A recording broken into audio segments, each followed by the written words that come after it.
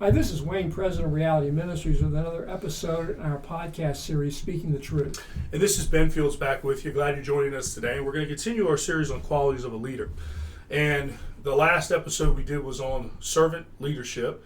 And so what we want to do is continue that today. And what we want to do is connect it to the Bible. And we're going to talk about some individuals in the Bible who were servant leaders. But let's start today, Dad, first by going back on what is servant leadership or servanthood leadership.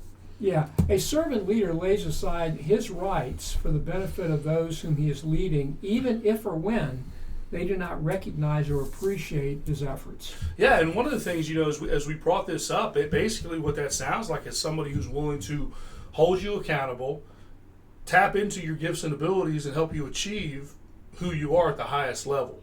And I think what happens is that when we think of servant or servanthood, we think of people serving us to make us comfortable. Well, what you just said isn't going to make people comfortable, it's going to make people uncomfortable. But the end result is what they want to achieve. And I'm going to read this again. In the last podcast, we talked about Tom Landry, the former coach of the Dallas Cowboys.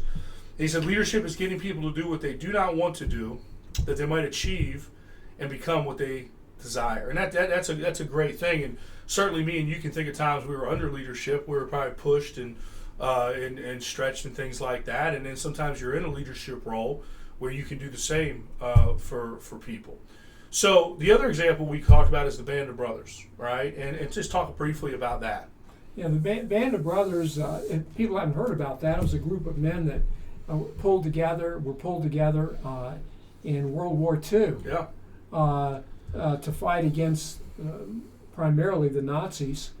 And they were a powerful group of men. There's been a video series put together, and I think you've seen it. I haven't seen it, but I'm reading the book right now. And the leaders put those guys through some really tough things. And the number one leader wasn't liked or appreciated very much in his efforts because he made things hard on guys, and he wasn't out there to be popular. And so they went moaning and groaning to the COO or the XO, and he just supported. He supported the main leader, but he helped them to be successful. Yeah, I mean that was the point. They're going to war, right? And so there's going to be obviously some very tough circumstances in a war setting that you need to be prepared for. It's going to be what we could call uncomfortable.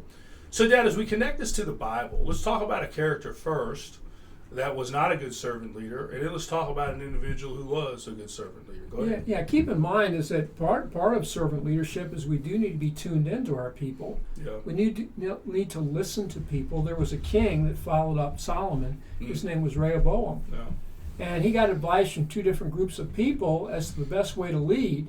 One said he should serve them, listen to them, and speak kindly to them, and they would serve him forever. The other group says you need to be tougher on them than your dad was. No. He chose to go with the advice of the second group, and guess what? The people rebelled against him. So servant leaders earn the following of people, whereas dictatorial leaders prompt people to rebel. Interesting. So let's go with an example of, we could talk more about that, but let's go with an example of someone who was, in fact, a servant leader. Yeah, obviously the ideal picture is Jesus. I mean, coming into the world, he laid aside his rights as God, just becoming a person. And he came, and he said it in Mark 10, he says, I've come not to be served, but to serve and give my life as a ransom for many. So Jesus came with the mindset of serving others. And we even see him serving his disciples, even the one that was going to betray him, even the one that was going to deny him, by washing their dirty feet the night before he was crucified. Yeah, I mean it's so interesting, right? And as we look at qualities of a leader, the three we've covered so far: passion, purpose, and servanthood leadership. I mean, Jesus really is all three of those. And one of the things as we do these podcasts, especially on leadership, is we're challenging people who either want to be leaders or want to be in leadership roles, or challenging those who are already in leadership roles. These are really some things to think about. And not because me and you are talking about it, because really it's if you read the story of Jesus, he's the greatest example of a lot of these qualities that you want as a leader.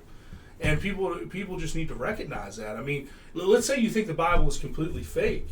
Jesus is still a person you can read about to go, wow, the person that guy, whether you think he's fake or not, there's plenty of people who don't believe the Bible. That guy had some great qualities as a leader, especially the way he dealt with his disciples and he dealt with other people and things like that. Even the way he dealt with the Pharisees, right? His ability to deal with those guys. So it's really a great example to look at, and certainly there's other examples in our society as well to look at, even though you feel like it's lacking more and more sometimes. But I'll kind of let you have the last word today on this servanthood leadership thing. But again, we're just really challenging people that these are qualities that would make you a successful leader. Yeah, a servant leader, Ben, basically they're more concerned about what's best for people than they are being popular with people. Yeah, it's good. And they have a future perspective in the decisions they make, the way they lead people, that even though they may not be appreciated in the present for what they're doing.